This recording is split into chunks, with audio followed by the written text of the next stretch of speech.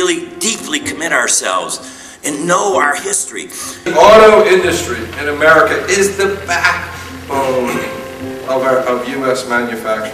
Think about it. If we had the cohesion, the unity of a union, we'd have support, we'd have ways to, you have contracts. This is unheard of. Es por eso que, al igual que mi persona, muchos de mis compañeros de trabajo hemos decidido tener una voz, una unión. Y es por eso que estamos bajo la lucha en estos momentos para formar la unión en la compañía Guardian West Illinois Urbana. That's why all of our workers, including us too, we work together. We're trying to put all of the people together to form a union, and we want a voice.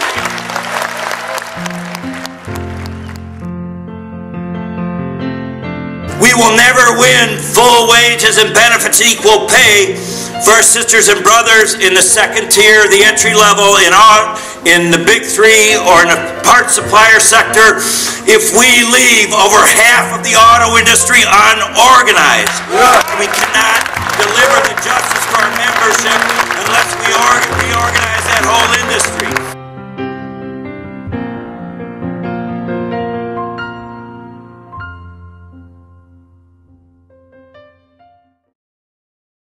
We're very proud to be able to represent the UAW here and our local members back in Louisville, Kentucky at Local 862 for the 2013 Community Action Conference here in Washington, D.C. We've been very fortunate. We've got a great lineup, I think, of speakers for this seminar. We've got a lot of good workshops that we're going to be able to be involved. And then we're going to have the opportunity to be able to go up on Washington, D.C. to our elected officials' offices and be able to discuss and deliver what our issues are for this conference for 2013. Realize what the responsibility is in volunteering. Yeah, see, that's another big thing. They don't want to give their time. I don't know how many people that our group, but I send emails to how many people you can touch with just our computer. I send it to you and you send it to this one, that one. And I drive, I think, I look at everything that comes in. I get a lot of literature and information. And I try to send it on. Maybe somebody can get something out of it. Yeah. We're at the 2013 CAP conference. Today we're up on Capitol Hill. We're going to talk with John Yarmouth about some of the issues about immigration and also Medicare and Medicaid.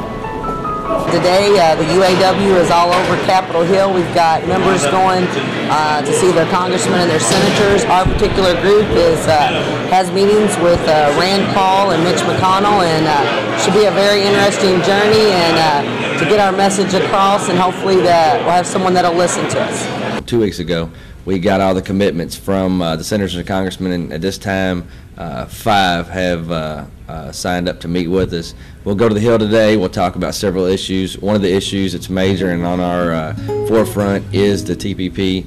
We've come to discuss several issues with him, one being the Trans-Pacific Partnership. We, as members of Local 862, in the organization of the UAW leadership and also Ford Motor Company, we actually right-sized our business. As of right now, Japan is not part of the partnership, and as far as the UAW goes, we feel that it would be bad for Japan to be in that, and we want to express our opinion to Mr. Yarmouth about this. If Japan gets in this, we would lose our 25% tariff fee, and that would be totally bad for us because it would allow Japan to bring in another 2 million vehicles a year into our country. And we wanted to try to ensure that the fair trade for not only our workers here in America, but also for those in the other countries would be having the workers' rights. We went through a lot of pain, struggles, a lot of losses, give-backs, and currently we're trying to bring the company back. The company is becoming more and more successful, and that's one thing that we got to do moving forward is take care of the membership. But at the same time, though, we wanted to have Japan excluded from these talks because of the fact of the huge deficit we've got between Japan and America with our automotive industry manufacturing. Also remember, we've gone through all of this, every bit of it.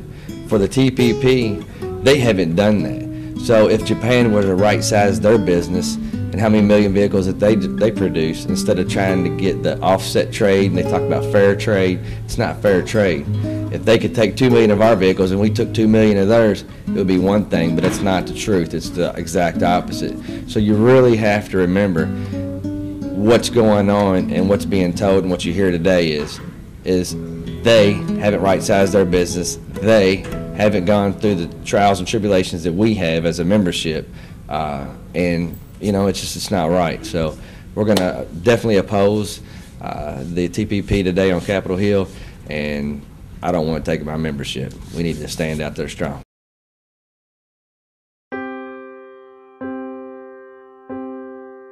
I'm a proud UAW member of Local 862 in Louisville, Kentucky, and I would like to elaborate a little bit about what a VCAP is. And I would like to emphasize what the letter V is. It's a voluntary. It's not a forced contribution from our local members. And we give this contribution to the national, international union, so they can use this money to support and elect elected officials that are friendly to working families. So that's why we are here in Washington, D.C. to lobby to our elected officials what matters most to our members at our local and to the entire country, just like Social Security, just like Medicare, just like immigration, and also other things that are very important to not only to our members, but also to the retirees. So I'm very proud to support.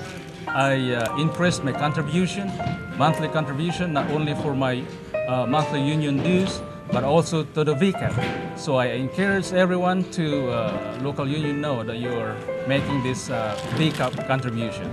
Thank you.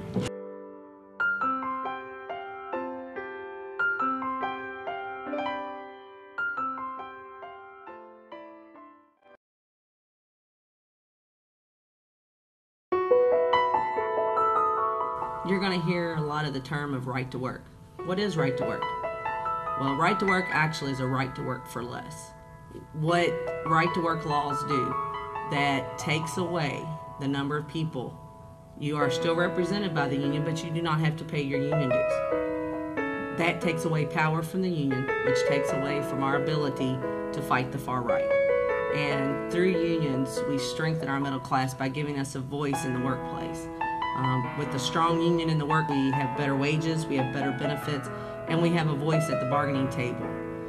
Without that voice, the corporate America goes unaware, or they go held accountable, or not accountable for anything they do if they don't have a voice for someone to speak up for the workers that make that company.